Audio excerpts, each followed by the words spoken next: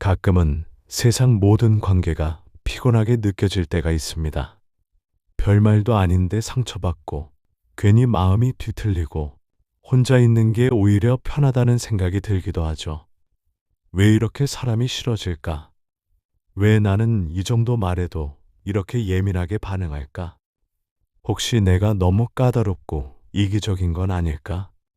그렇게 생각하다 보면 마음속 깊은 곳에서 이런 말이 스며듭니다. 나만 이상한 걸까? 내가 잘못된 사람인 걸까? 하지만 정말 그런 걸까요? 우리는 나이가 들수록 더 깊은 상처를 안고 살아갑니다. 더 많이 참고, 더 조심하고, 더 자주 외면당하며 살아갑니다. 사람을 미워하고 싶지 않아도 상처받고 또 상처 주며 사람이 싫어질 때가 있습니다. 그럴 때 철학자 쇼펜하우어는 전혀 다른 시선으로 말합니다. 내가 나를 아프게 하는 일이 거의 없다. 대부분의 고통은 인간관계에서 비롯된다. 그는 인간을 철저히 이기적인 존재로 보았습니다. 타인을 생각하는 척하지만 사실은 누구나 자신만을 위한다. 이게 쇼펜하우어가 본 인간의 본성입니다. 그래서 그는 말합니다. 인간관계란 서로가 서로의 고통의 원인이 되는 일이다. 그 말이 너무 냉소적으로 느껴질 수도 있습니다. 하지만 우리는 압니다. 사랑했던 사람에게 실망하고 가까운 사람일수록 더 깊이 다치고 기대했던 만큼 서운해지는 일이 얼마나 많은지. 그는 인간 사이의 거리감을 고슴도치 딜레마로 설명했습니다. 춥고 외로워서 가까이 가면 서로의 가시가 상처를 내고 그 고통 때문에 다시 멀어지고 하지만 또 외로워져 다시 다가갑니다. 이 반복이 바로 인간관계라고 말합니다. 결국 쇼펜하우어는 고독은 괴롭지만 관계는 더 고통스럽다며 고독을 자발적으로 선택한 철학자입니다. 하지만 이건 관계를 포기하라는 뜻이 아닙니다. 그는 이렇게 말합니다. 다른 사람에게 기대를 거는 순간 고통은 이미 시작된다. 쇼펜하우어는 말합니다. 인간은 누구나 본능적으로 자기 자신을 먼저 생각하는 존재라고요. 착한 척하고 배려하는 듯 보여도 결국 마음 깊은 곳엔 나 자신이 먼저 자리합니다. 그래서 인간관계는 좋은 마음으로 시작했더라도 어느 순간 실망과 상처를 남기기 마련입니다. 그렇기에 그는 외로움을 두려워하기보다 그 외로움을 견디면서 나를 지키는 삶이 오히려 더 평화로울 수 있다고 이야기합니다. 그리고 이렇게 덧붙입니다. 타인에게 기대를 걸기 시작하는 순간 그 기대는 언젠가 나를 아프게 만들 것이라고요. 이 통찰은 냉소가 아니라 타인을 바꾸려 하지 말고 나의 기대를 내려놓는 훈련에 가깝습니다. 왜 나는 이렇게 관계가 힘들까? 그 자책을 멈추게 해주는 철학. 그게 바로 쇼펜하우어입니다. 쇼펜하우어는 사람을 멀리하라고 말한 것이 아닙니다. 그는 사람을 잘 이해하려면 먼저 기대를 내려놓아야 한다고 말했습니다. 그래서 이 철학은 결국 인간을 미워하지 않기 위한 태도에 가깝습니다. 그럼 어떻게 하면 그 기대와 실망의 굴레에서 벗어날 수 있을까요? 하나씩 아주 작게 실천해 볼 수 있습니다. 첫째, 기대를 줄이는 연습입니다. 우리는 마음속으로 자주 이렇게 생각합니다. 그 사람이라면 당연히 이렇게 해주겠지. 내가 이렇게 했는데 그 사람도 알겠지. 그런데 대부분의 사람은 내 마음을 알지 못합니다.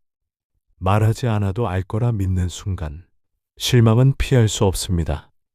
그러니 먼저 내가 기대하고 있었다는 사실을 조용히 알아차려 보세요.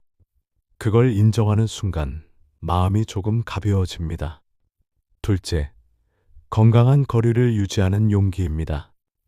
모든 관계가 가까울 필요는 없습니다. 가끔은 적당한 거리를 유지하는 것이 서로를 지키는 길이기도 합니다.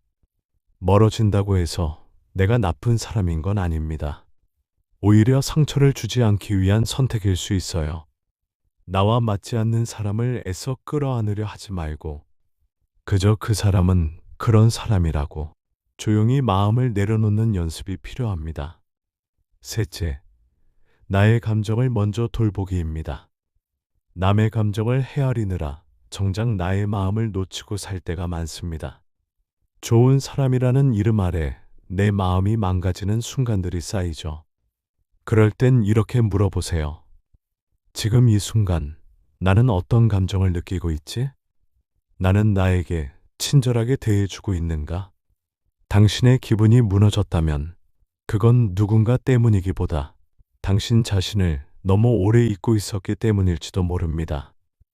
기대를 줄이고 거리를 조절하고 나를 먼저 돌보는 것. 이 세 가지는 모두 사람을 멀리하는 방법이 아니라 사람을 미워하지 않고 살아가는 지혜입니다. 우리는 결국 누구도 완벽하게 이해할 수 없는 존재들 사이에서 하루하루를 살아가고 있으니까요. 어느 순간부터 우리는 혼자 있는 시간이 괴롭기만 합니다. 누군가와 연락이 끊기면 불안해지고, 혼자 밥을 먹고 혼자 집에 있으면 왠지 내가 사회에서 멀어진 것 같고 어딘가 소외된 사람처럼 느껴지기도 하죠. 하지만 쇼펜하우어는 말합니다. 고독이란 벌이 아니라 스스로에게 돌아갈 수 있는 귀한 시간이라고요. 그는 말합니다. 어리석은 자는 외로움을 두려워하고 현명한 자는 고독 속에서 평온을 찾는다. 우리가 인간관계에 지칠수록 마음속엔 이렇게 묻고 싶을 때가 있습니다. 그럼 나는 도대체 누구랑 살아야 하는 걸까? 사람에게 기대할 수 없다면 나는 어디서 위로받을 수 있을까? 그때 그는 이렇게 답합니다.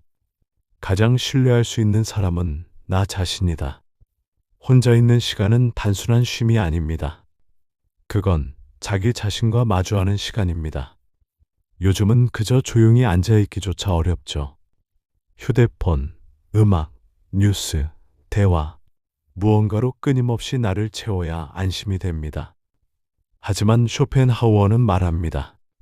진정한 지혜는 침묵과 함께 자란다. 조용한 방 안, 소란스러운 세상에서 아무것도 하지 않고 앉아 있을 수 있다면 그건 당신이 혼자서도 온전할 수 있다는 증거입니다. 혼자 있는 시간을 외로움으로 보지 말고 스스로에게 돌아가는 시간으로 보세요. 그 시간을 통해 조용히 내 마음의 상태를 살피고 어떤 말에 상처받았는지, 어떤 욕심이 나를 흔들고 있었는지 차분히 바라볼 수 있습니다. 그렇게 하루 10분이라도 세상의 소음 대신 내면의 숨소리를 듣는 시간을 의식적으로 만들어 보세요. 그건 결코 외로운 시간이 아니라 당신을 회복시키는 고요한 공간입니다. 고독을 피하려 할수록 더 외로워지고 고독을 끌어안을수록 평온에 가까워집니다.